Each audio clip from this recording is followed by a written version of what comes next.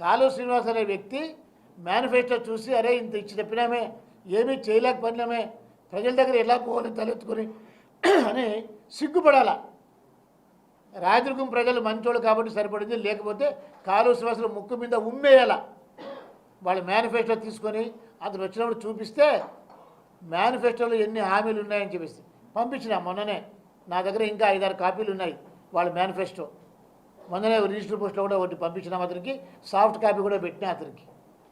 సిగ్గు ఉండే ఒక మనిషి అయితే, మనిషి జన్మ అయితే, మనిషి పుట్టుక అయితే ఆ మేనిఫెస్టో ఒకసారి కాలువ చదువుకుంటే ఇంత ఘోరంగా ప్రజలని మోసం చేసిన మనము ప్రజల్లోకి ఎలా పోవాలరా అని చెప్పి ఆలోచన చేయాలి. కానీ సిగ్గు లజ్జ మానం మర్యాద వదిలిపెట్టి ప్రజల్లో తలెత్తుకొని తిరుగుతున్నాడంటే అంతకన్నా నీచుడు అన్నీ వదిలినటువంటి వెధవలు ఈ భూమి మీద ఎవడు ఉండడు.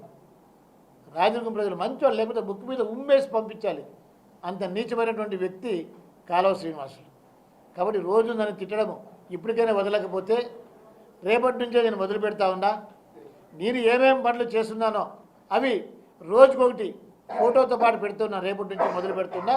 రేపటి నుంచి మొదలు పెడితే ఎన్నికలు అయిపోయేదాకా కూడా ప్రతిరోజు నేను పెట్టగలుగుతాను. నేను చేసిన పనులకి అన్నీ నేను పనులు చేసినాను కాబట్టి ఈరోజు చెప్తున్నా. రాయదుర్గం ప్రజలకి అండదండగా ఉన్నా. నేను ఓడిపోయినప్పుడు కూడా ఎంత జాతర గెలిచింది 1800 ఓట్లు.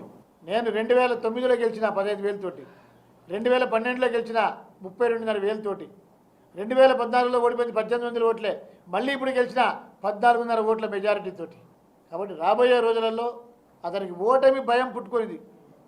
గజగజ వణికిపోతున్నాడు. ఎన్నికలంటే భయపడిపోతా ఉన్నాడు. ఓటమి అతను ఫిక్స్ అయిపోయింది. కాలువ ఓడిపోతున్నాడు అది ఫిక్స్ అయిపోయింది. సర్వేలో 25కి 25 ఎంపీ సీట్లు వస్తున్నాయి వైసీపీకి అని తెలిసిన తర్వాత కాలువ శ్రీనివాసులు పూర్తిగా డీలా పడిపోయినాడు. కానీ మేకపోతు గంభీరంగా తిడుతూ ఉన్నాడు.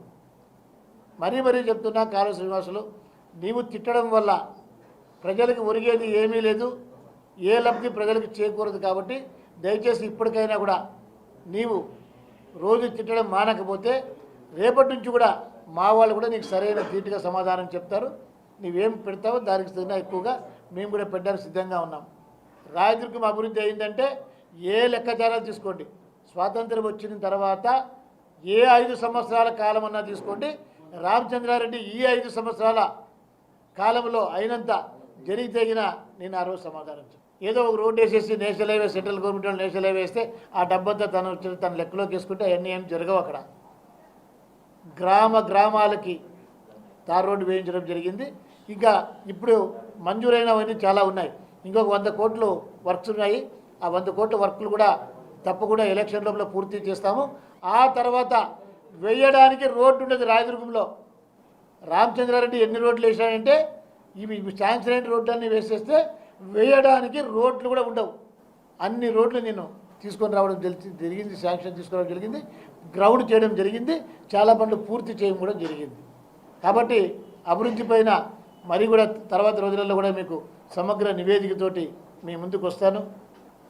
కాబట్టి ఇప్పటికైనా కూడా బుద్ధి తెచ్చుకోవాలని చెప్పి అతను చెప్తాను.